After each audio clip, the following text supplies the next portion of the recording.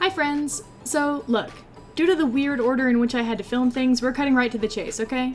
I'll explain in a minute, but for now, it's time to look at some paper mache balls. Or it will be in a second, but right now we're actually looking at the size of this guy. Now, I'm assuming you saw the title, so hopefully that gives you enough information to figure that this is going to be our sun for our solar system. It's so big that it doesn't even really fit into frame just right. As you can tell, it's already just about as orange can be, but that's because I started this ball before I knew I wanted to film this process for y'all, so I'm sorry, it's already orange. But you'll get to see every other part of the process at least, so you'll barely miss a thing. First and foremost, I needed to add a little shading to this orange, so I went ahead and added a dark red wash to the ball. This ball is the only one of the entire group that's going to be left exactly as is, with no paper mache to cover the holes that are all over the surface of the foam. I wanted the holes to stay here for this one because the actual sun is covered in texture just like this really, and I thought there was no point in covering up exactly what I need in the first place. So to make it stand out, I'm using the wash. This dark color will soak up in each little hole and make the shadows more pronounced. As I do this, I'm getting more and more thankful that I'm putting paper mache over the rest of the planets because this foam soaks up paint like nobody's business. All my paint bottles are fairly small, but this thing still soaked up so much paint that I had to use 2 bottles on it.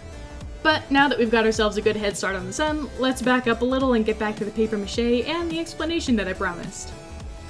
My husband, Blaze, loves all things space. As a kid, he wanted to be an astronomer, and now as an adult, he wants to someday become an astrophysicist. I, on the other hand, am just your average space lover. I think I find it just about as interesting as the average person, but also I'm an artist. And you know what? I missed out! I never got to make your classic paper mache solar system for the 3rd grade science fair in school, and now that I'm a full-grown 23-year-old with my own money and my own time to waste, I want to make one! So here we are, Blaze and I, putting paper mache over the foam balls that make up the main planets. We've got Mercury, Venus, Earth, Mars, Jupiter, Saturn, Uranus, yes, it's pronounced Uranus, not Uranus, and we've got Neptune too. Those are all the balls that we need to paper mache at least, but it's not the complete list of every celestial body we've chosen to include in our solar system. Of course I wanted to include Pluto, but Blaze, being the space nerd that he is, told me that if I was going to include Pluto, then I might as well include a few of the other dwarf planets as well. So I decided to include Ceres, Eris, Mache, and Vesta as well, even though Vesta technically isn't quite big enough to be considered a dwarf planet and is really just a big asteroid, but come on, it's called Vesta, it's too cool to pass on! I wanted to include Earth's moon as well, but Blaze, being Blaze, said that if I was going to include the moon, then I might as well include a few of the other planets' moons, right? So we bought a pack of tiny foam balls, set aside enough for our moon and the 5 chosen dwarf planets, and then took turns choosing moons for the rest of the balls until the package was empty. And with that, we'd chosen to include Jupiter's Callisto and Europa, Saturn's Enceladus and Titan, and Neptune's Triton. And so, with all the paper macheing out of the way, we're left with 8 blank canvases ready to go. This is one of the 2 largest balls. These 2 bigger ones will become Jupiter and Saturn, both of which start out with the same base color.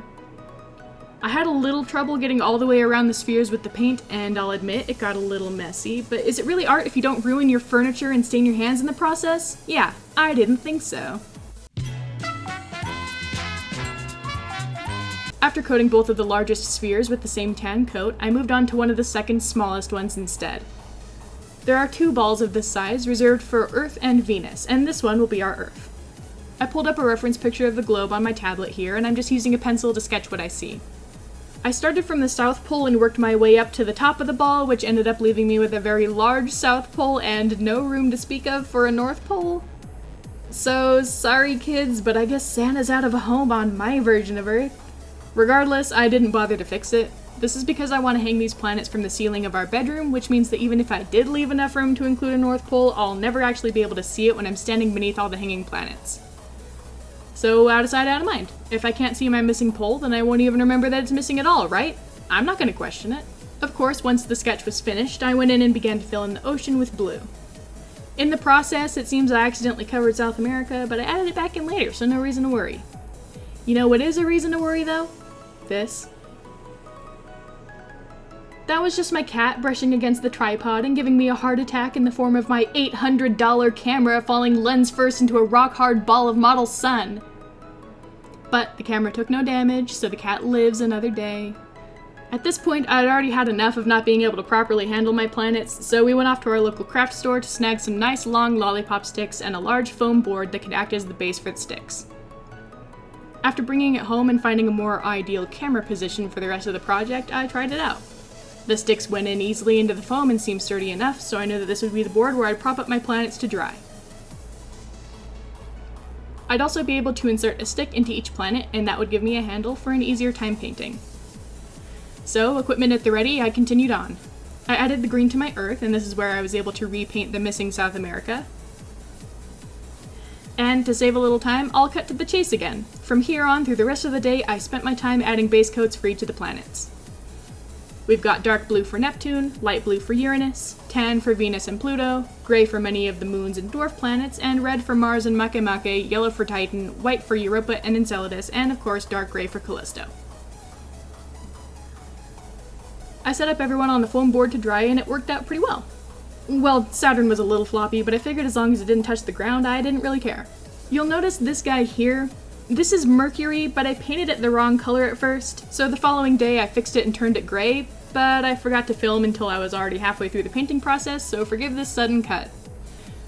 I added some dark gray paint for craters and shadows, and white paint for highlights.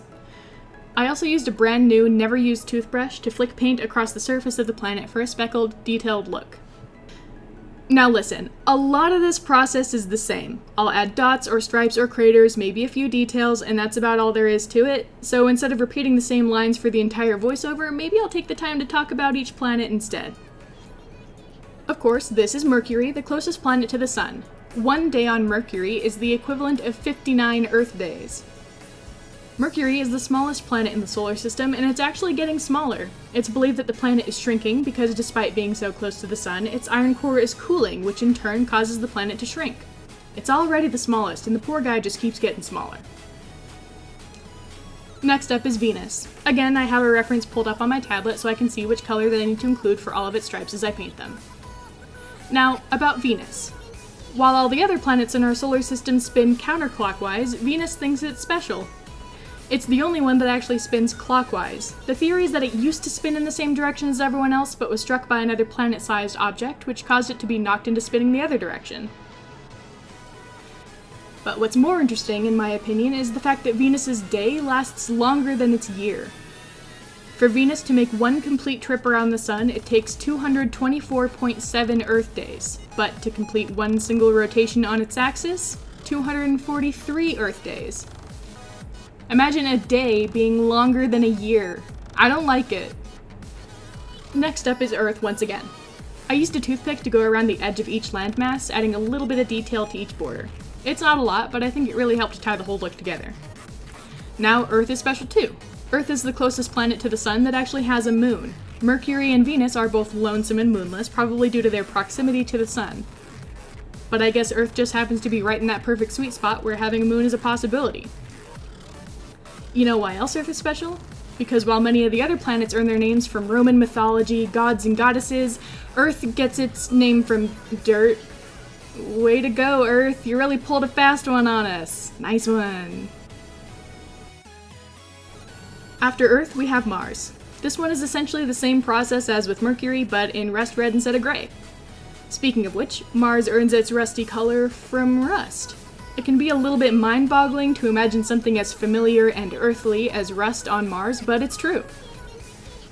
The entire planet is literally covered in rust because its rocks contain a pretty high amount of iron, and rust, of course, is just iron oxide.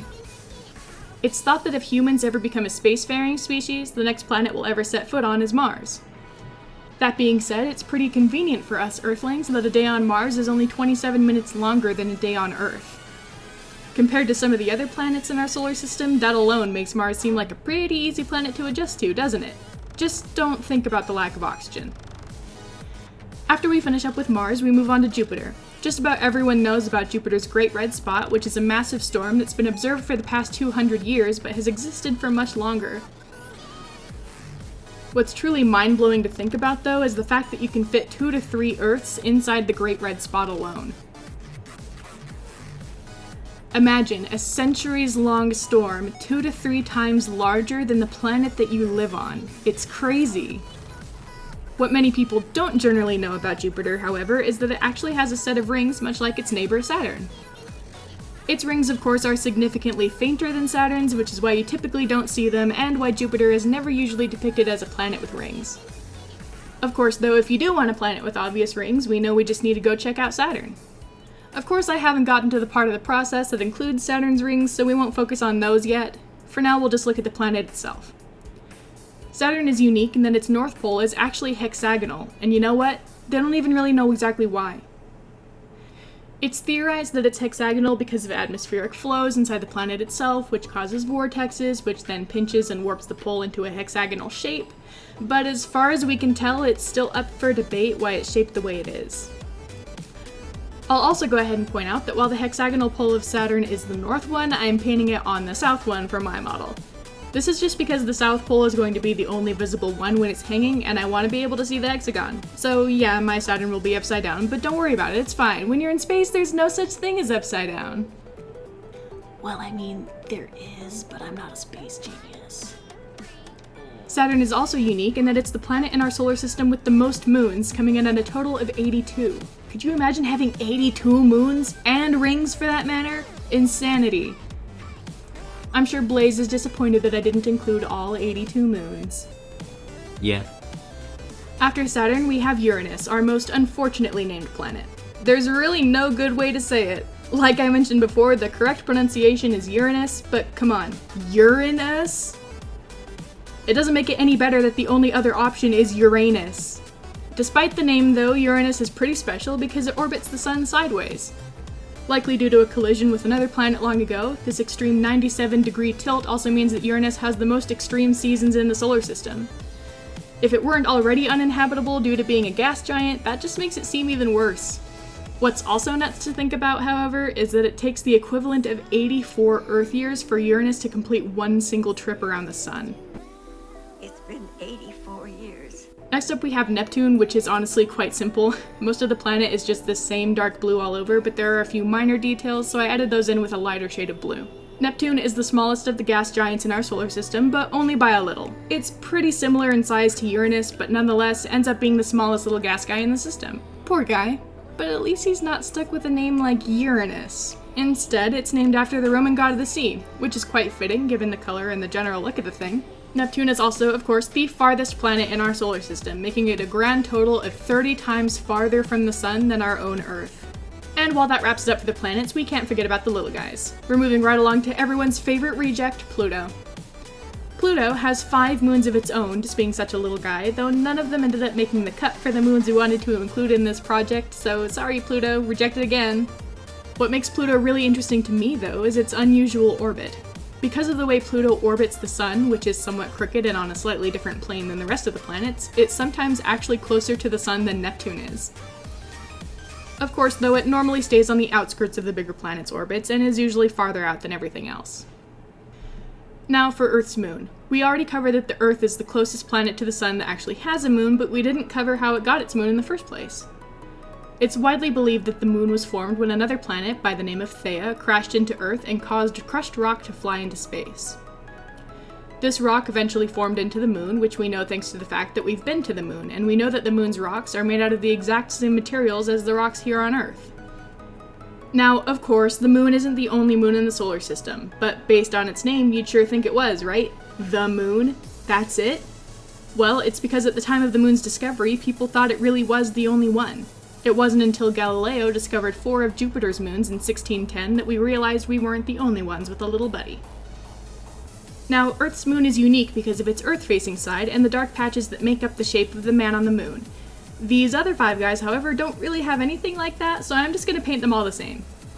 Among these 5 is Haumea, though, one of the other included dwarf planets. Haumea is actually not spherical at all, but is instead an oval shape, and it itself actually has 2 moons called Namaka and Hi'iaka. Both of these names are Hawaiian, just like Haumea is. Haumea is the Hawaiian goddess of fertility, Namaka is goddess of the sea, and Hi'iaka is Haumea's daughter, which I think is kinda cute. One of these other gray balls is Vesta. Like I said before, Vesta isn't actually big enough to be considered a dwarf planet. Instead, it's the second most massive body in the asteroid belt, surpassed only by Ceres, which I'm also making from one of these gray balls. Ceres on its own comprises 25% of the asteroid belt's total mass, yet even still, it's 14 times smaller than Pluto. Despite its tiny size, though, it's actually thought to have more water than planet Earth. Kinda makes you realize how precious water is when this tiny little planet has more water than we do. Next of the Greys is Eris, which is the second largest dwarf planet in the solar system, the largest being Pluto.